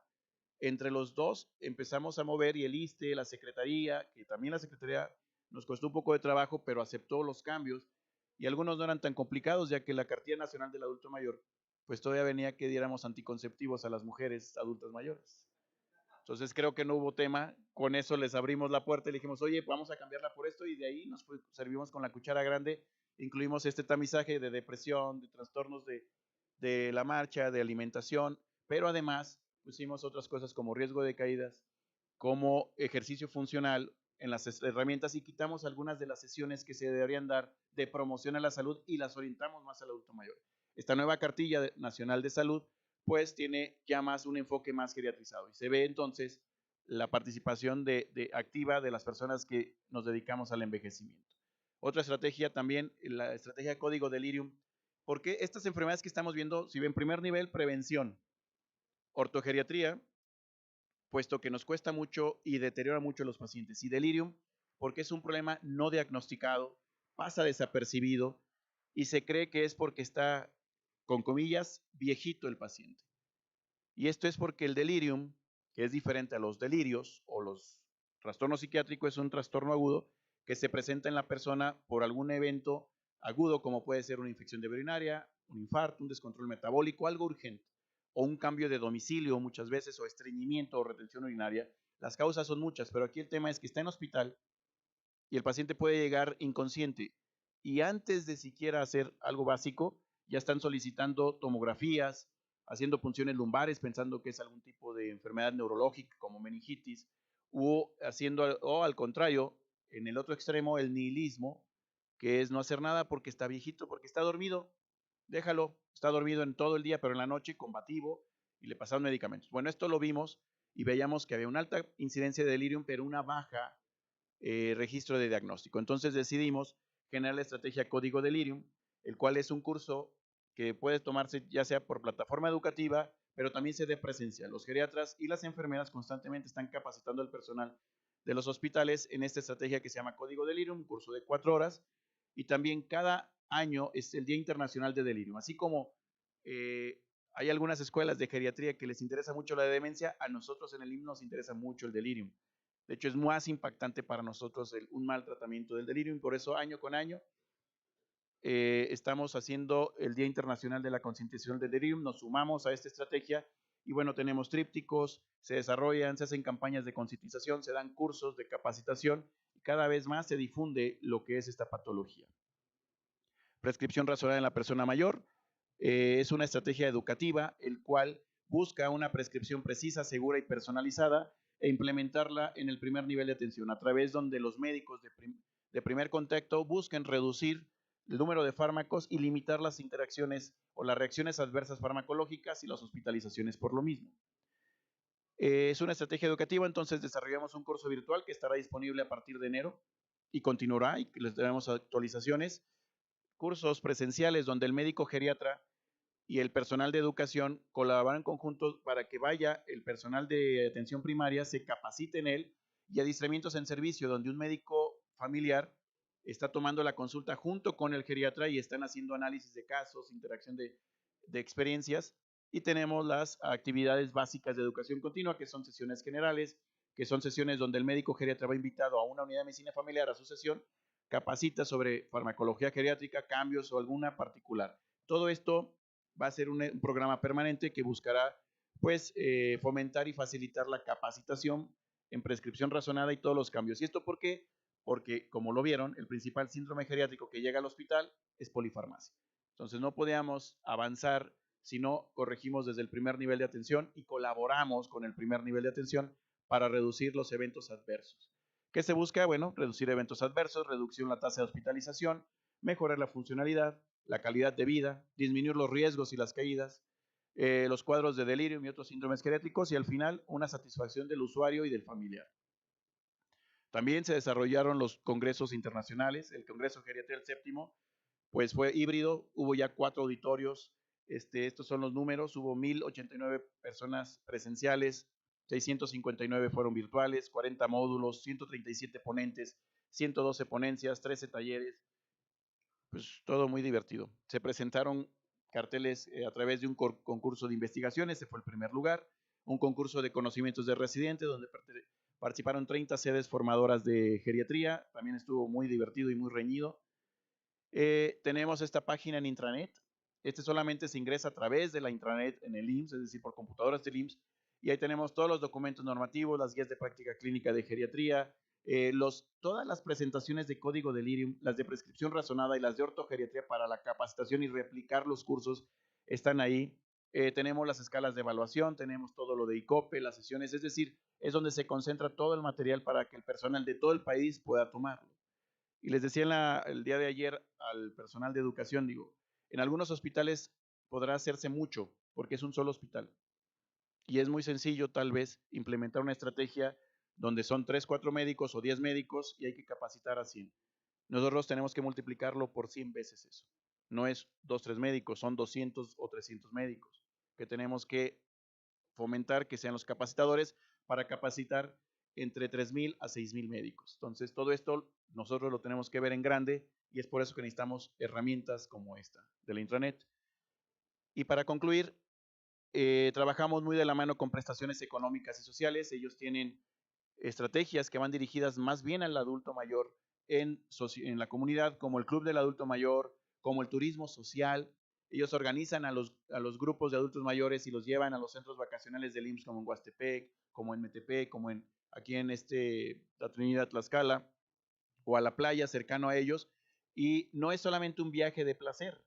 Bueno, para algunos tal vez, porque ya nos han dicho cosas, pero quienes van les entrenan las cuestiones de habilidades cognitivas, de habilidades no solamente también físicas, funcionales, interactúan entre ellos, y la socialización se ha visto que es el cuarto pilar. No solamente es la dieta, el ejercicio y la salud física, sino que también la socialización. Son los 4 pilares para un envejecimiento exitoso. Tienen también programas de entrenamiento a cuidadores, de capacitación a cuidadores, talleres para cuidadores, una plataforma en línea donde hay muchos talleres de capacitación para personal no médico, y sobre todo no necesariamente del IMSS. Está abierto al público en general. Y está muy bueno este taller para cuidadores. Se llama Capacitación en Línea IMSS o CLIMS, así pueden fomentarlo, y pueden, si ustedes son familiares de algún adulto mayor, ahí pueden encontrar muchas herramientas útiles, al menos básicas. Y si les interesa más, están los cursos para cuidadores con profesionalización docente, que se han apoyado también con el INGER para con las actividades. Muchas gracias.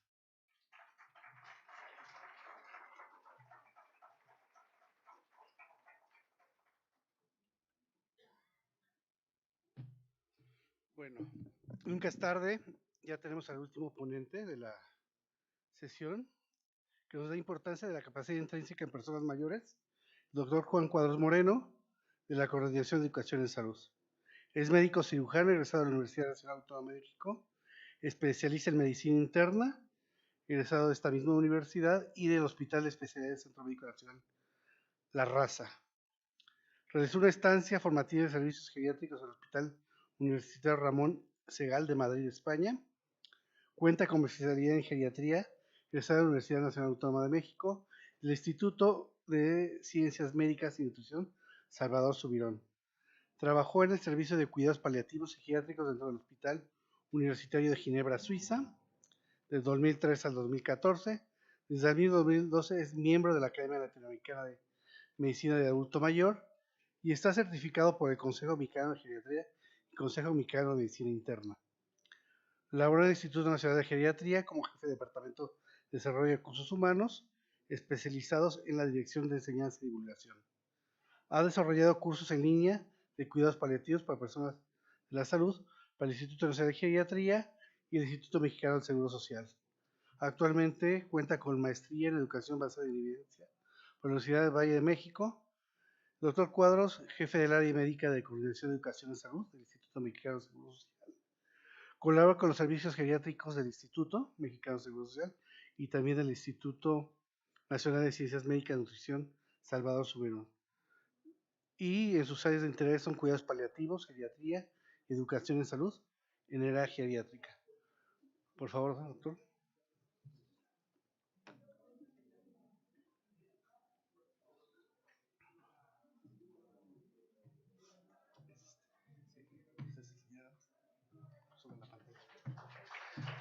Hola, muy buenas tardes, y bueno, es un gran gusto estar aquí con ustedes, a muchos amigos aquí viendo, y bueno, poder compartir desde la CES y la geriatría un poquito, y vamos a platicar lo que tuvo que haber sido el comienzo, pues más bien va a ser nuestro cierre, y hablar de cuál es la importancia de la capacidad intrínseca, y esto lo podemos ya ir reconociendo con base a lo que les han venido comentando mis compañeros. Es claro, es obvio que tal cual como se ha dicho, desde el siglo pasado hemos venido viendo cómo el envejecimiento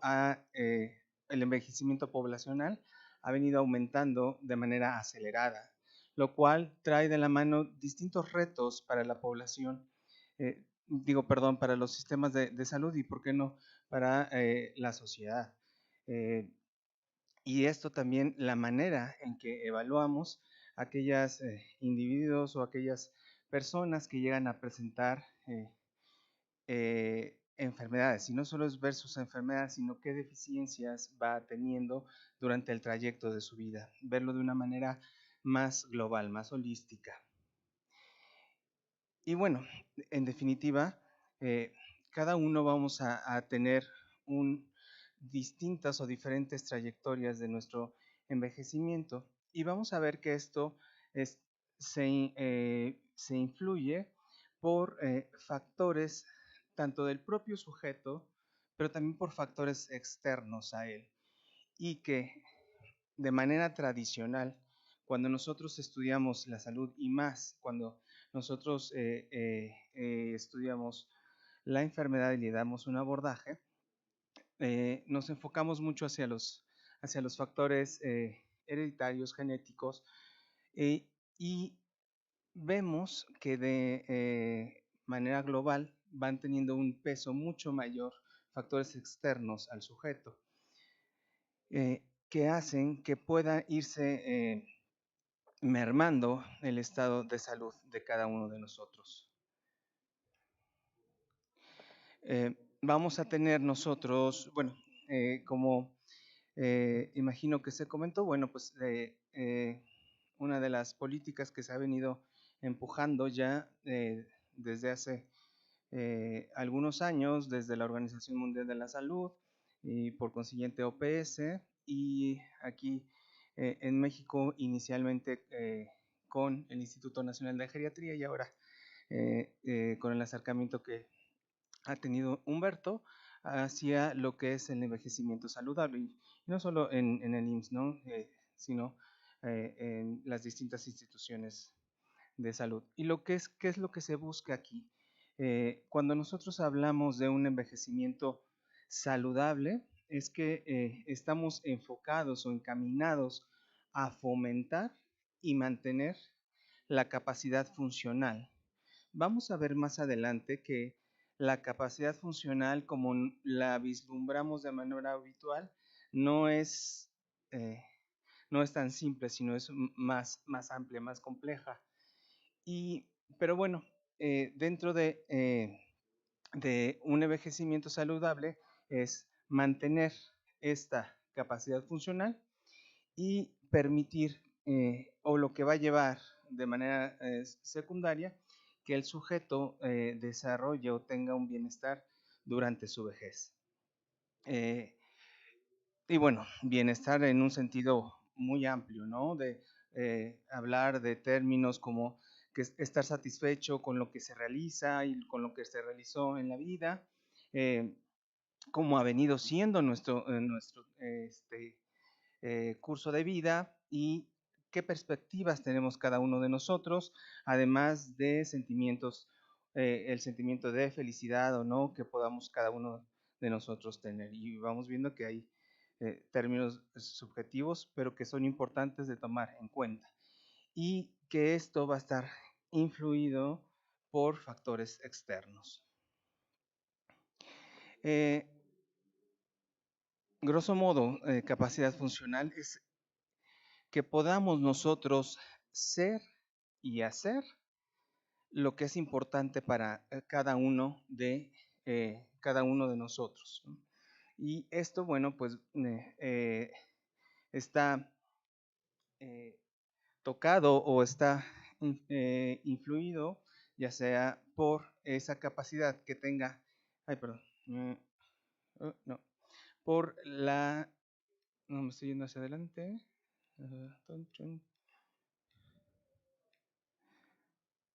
no, ¿por qué se va hacia atrás?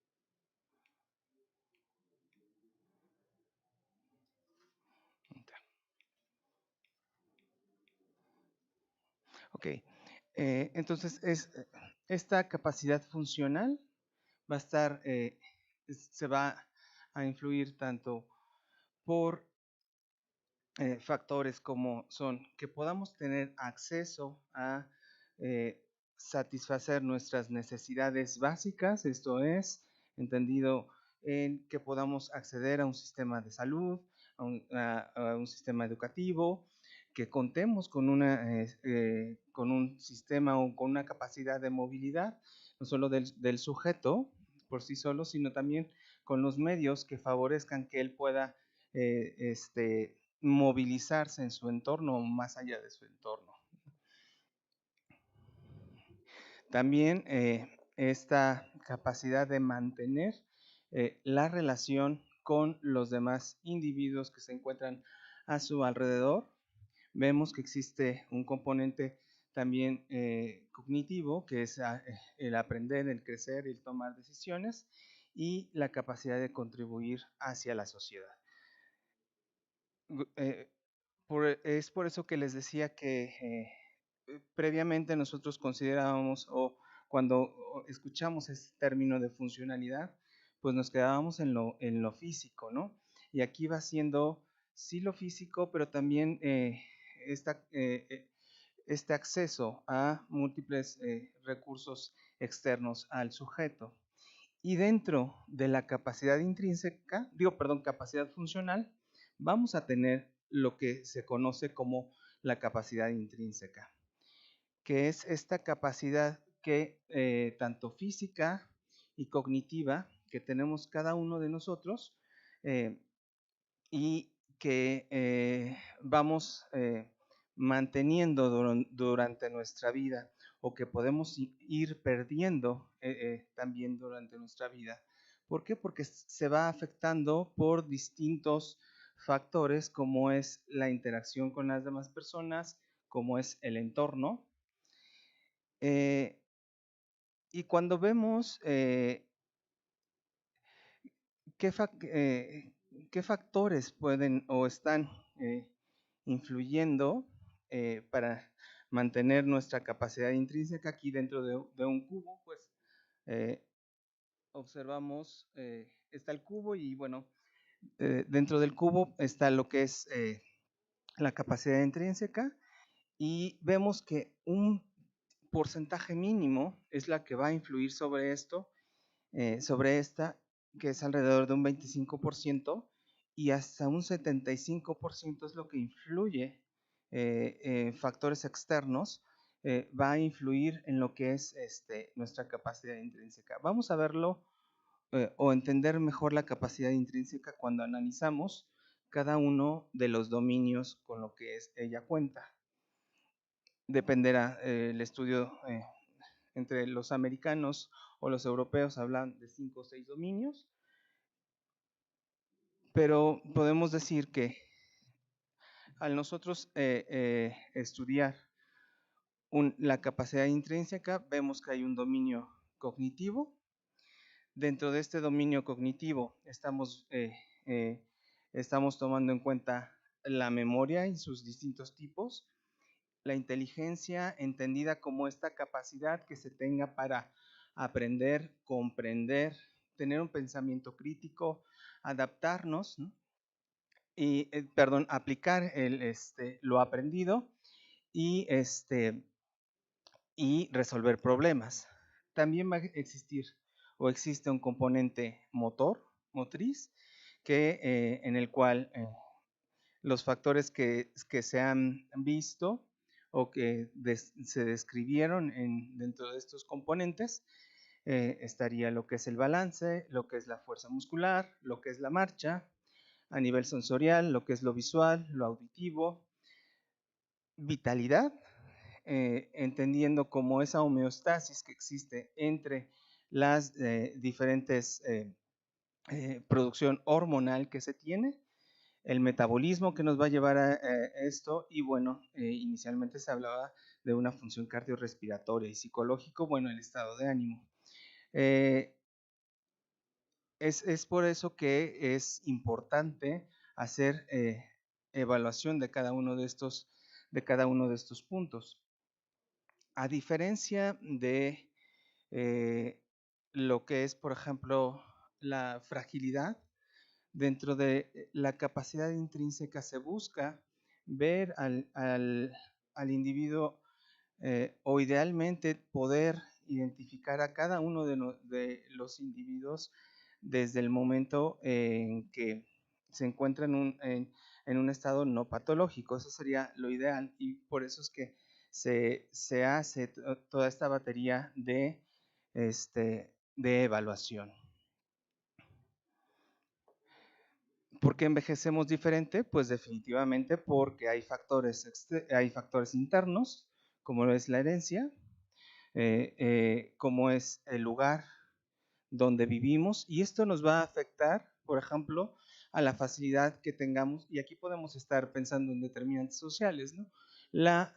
Esta facilidad o no que tengamos para acceder a sistemas de salud, sistemas educativos, también a la conducta que cada uno de nosotros tengamos, o es decir, a hábitos que cada uno de nosotros desarrollemos, la alimentación, la actividad física que podamos llevar a cabo, quiénes somos, dentro de qué actividades nos desarrollamos día con día, ¿no? Qué factores estresores podemos ir teniendo durante nuestra vida, que nos estamos exponiendo, tanto factores ambientales, factores ambientales o entornos a nivel social, a nivel laboral, que van a ir afectando el envejecimiento y de cada uno de nosotros.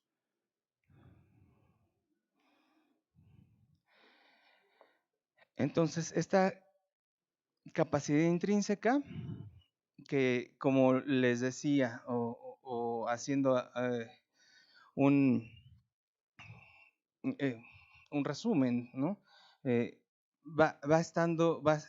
va a combinar de varios factores, sí, funcionalidad en cuanto a lo físico, lo cognitivo, el estado de ánimo, la, la, la movilidad que les mencionaba, factores pues sí hereditarios, y la accesibilidad a ciertos recursos, ¿no? Es decir, nuestro entorno social nos va a ir llevando a que vayamos teniendo diferentes desenlaces o diferentes maneras de ir envejeciendo, porque se va afectando esta parte, esta capacidad intrínseca. Y bueno, pues vamos siendo heterogéneos, ¿no? Vamos siendo distintos.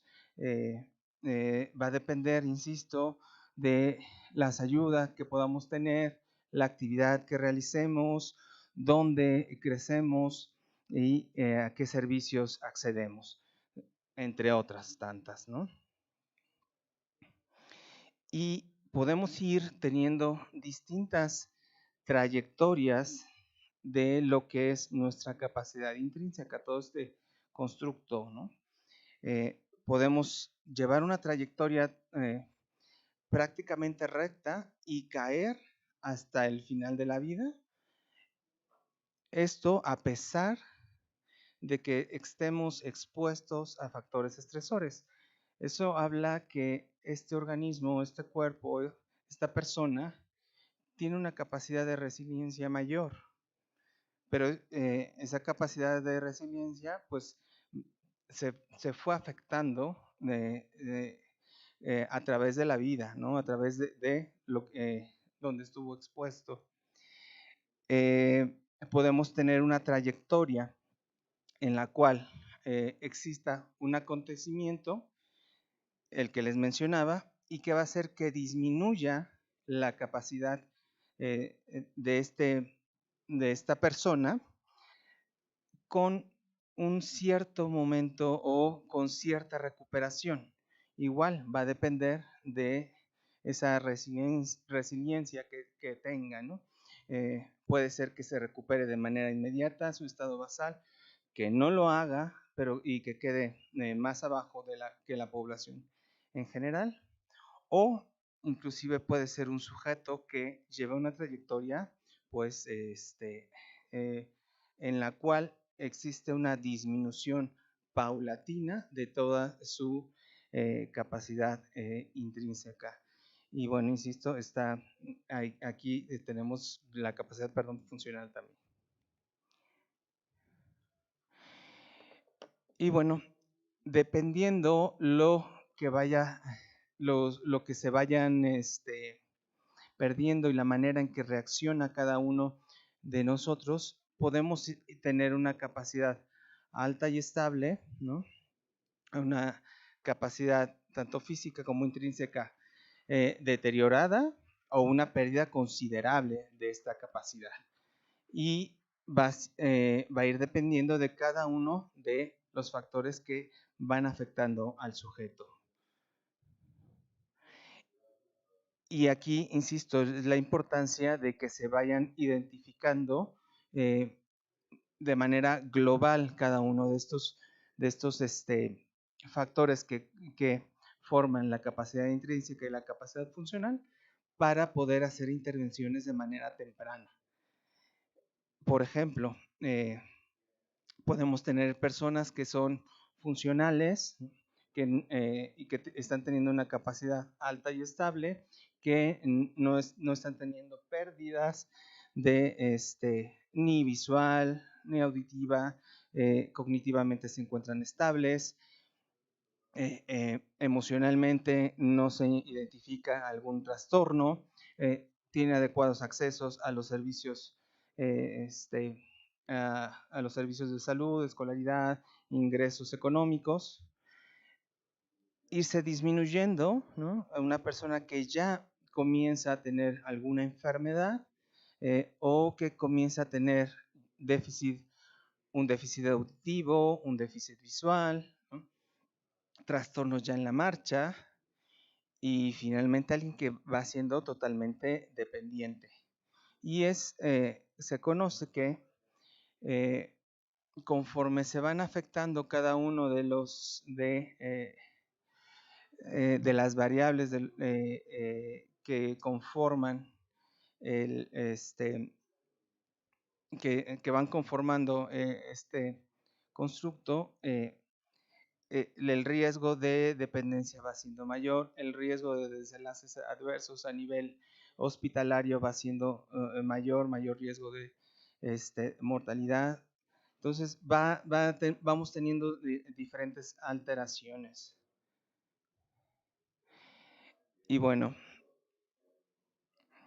la capacidad intrínseca, bueno, va siendo el conjunto de distintas, aquí sería primero la capacidad funcional, va siendo la conjunción tanto de factores físicos, mentales, cognitivos, y bueno, la capacidad intrínseca, como decíamos, se compone de distintos elementos, ¿no? Como puede ser la cognición, como es la motricidad, como va siendo el mantener o no lo que son a nivel sensorial, lo que es visión y audición, el estado de ánimo, y bueno, y la manera en que cada uno de nosotros respondemos a factores externos, es decir, nuestra resiliencia, nos va a influir para que se responda o para que se mantenga esta capacidad intrínseca. Y bueno, ¿por qué se hizo este cambio? Insisto, porque aquí lo que se busca es no ver al individuo como aquel sujeto que desarrolla una enfermedad, sino verlo de manera global. Y que estas pérdidas aumentan el riesgo de distintos desenlaces como son la dependencia, mortalidad, etc. Y muchas gracias.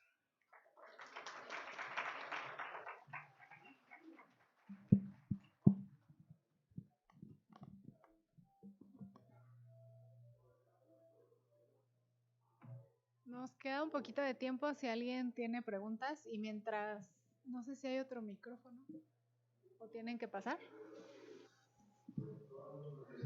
Es que...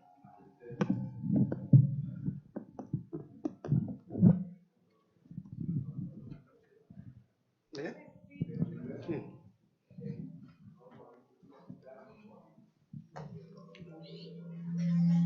Entonces.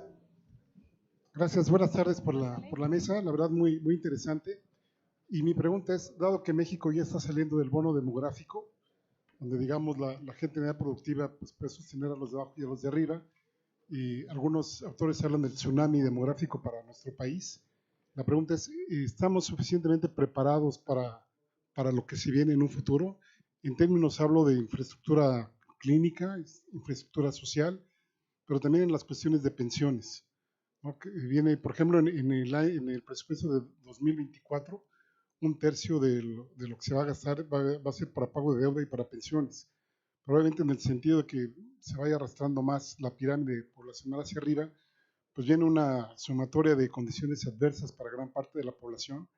Y la pregunta es esa, ¿no? ¿Estamos preparados? ¿Se está haciendo? O bueno, sé que no estamos. La pregunta es, ¿se está haciendo algo para que en algún futuro lo vayamos a estar? Gracias. Sí, efectivamente, ya lo contestó bien. No estamos preparados.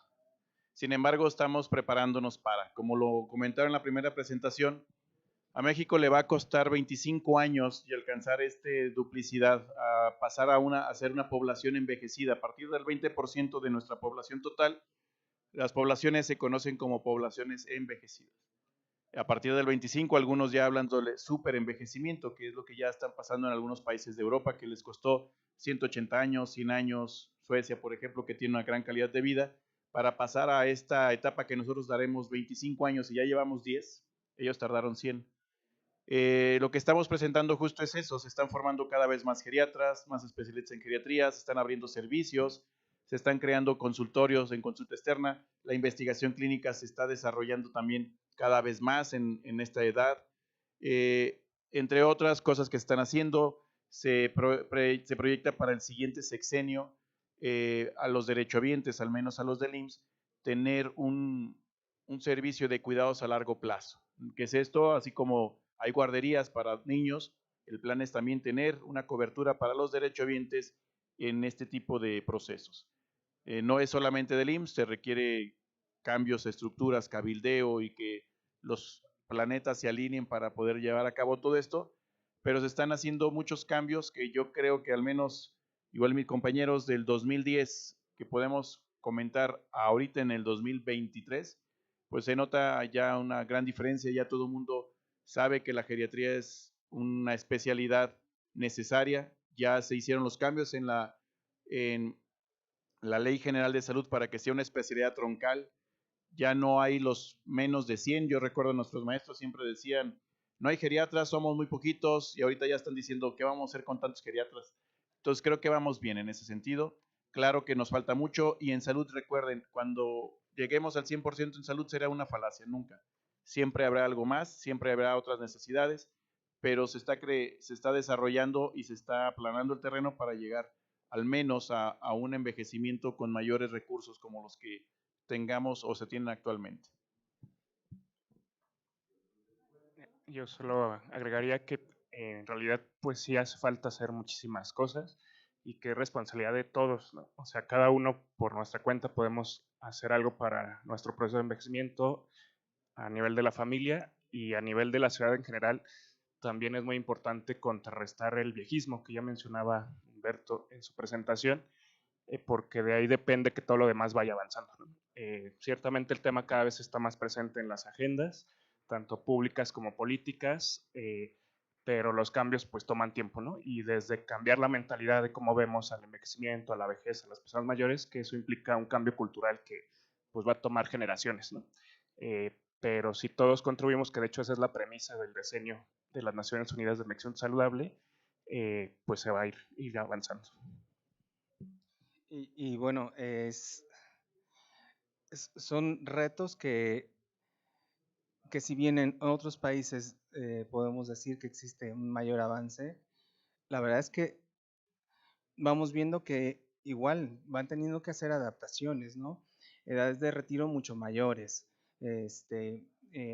un ejemplo, ¿no? O tener que estar, que sí llegan a tener establecimientos, perdón, sociomédicos donde puedan ir esta población mayor de 60 años, ¿no? Sea que mantenga o no su funcionalidad. pero no son suficientes, ¿no? Mismos países que podamos considerar con grandes recursos, sus grandes recursos no son suficientes. Llegan a tener personal que atender 15, 20 pacientes o personas que tienen cierta dependencia y que ya va siendo una sobrecarga para ellos, ¿no?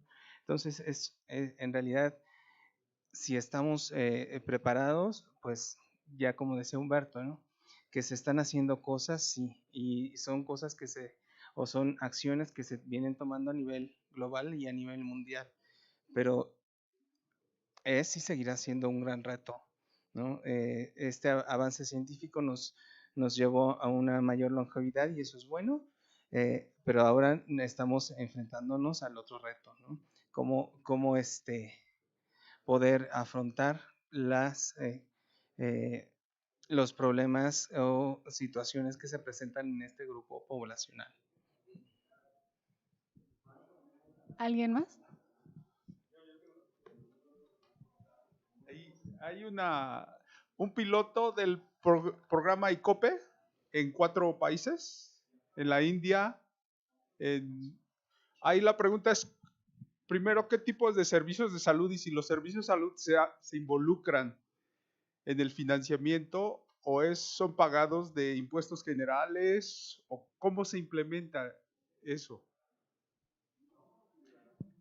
Pues los estudios son diferentes en cada país. En el caso de Francia, es un proyecto de investigación que lleva un centro específicamente con población de una zona rural.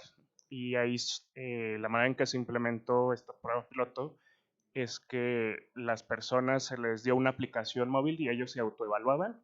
Después se verificaba por personal de enfermería que iba a hacerles primero llamadas telefónicas, luego visitas domiciliarias, confirmaban los problemas de capacidad intrínseca y los derivaban a las clínicas especializadas de ese centro de investigación. En la India y en China fue por personal de atención primaria, pero estamos hablando de estudios relativamente pequeños, ¿no? Con algunas decenas de participantes hasta ahora, y solo es la primera etapa de preparación para la implementación, donde se trató de ver la factibilidad. Inicialmente también, pues, qué tanto lo recibía la gente como algo positivo. Y realmente los estudios ya como más grandes o más trascendentales son los que están en puerta, ¿no? Que se van a estar desarrollando en estos años. Y en el caso de México también se ha empezado a implementar en colaboración con la Secretaría de Salud de la Ciudad de México, en específico la Jurisdicción Sanitaria Iztacalco, con el programa de Salud en tu Casa, que desde 2019 hemos estado participando con ellos, capacitando al personal, ayudándoles a modificar y mejorar sus procesos de atención. Y están apenas empezando a evaluar resultados porque pues se pausó todo durante la pandemia, como pues nos pasó a todos. Y hay toda una plataforma para compartir estas experiencias, también de ver qué necesidades de adaptación se necesitaron. Por ejemplo, en Francia hay ajustes que estuvieron a hacer. En el caso de la Ciudad de México, la evaluación del déficit auditivo no era posible hacerlo en comunidad por la gran contaminación sonora que hay, ¿no? Entonces, en esta etapa también se está buscando hacer esos ajustes que cada contexto va a requerir y pues va a tomar algo de tiempo, pero pues ahí vamos.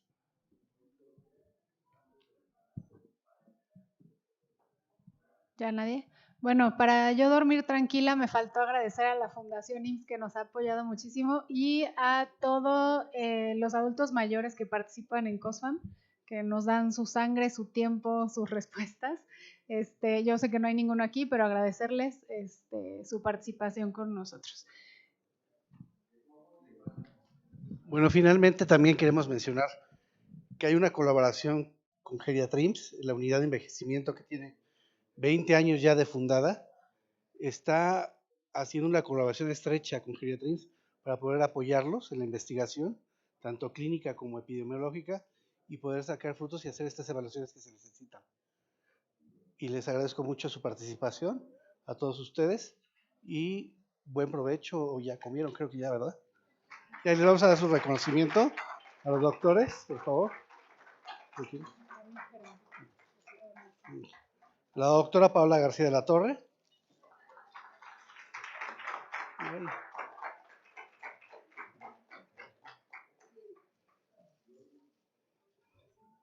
Juan Cuadros Moreno. Doctor Humberto Medina Chávez.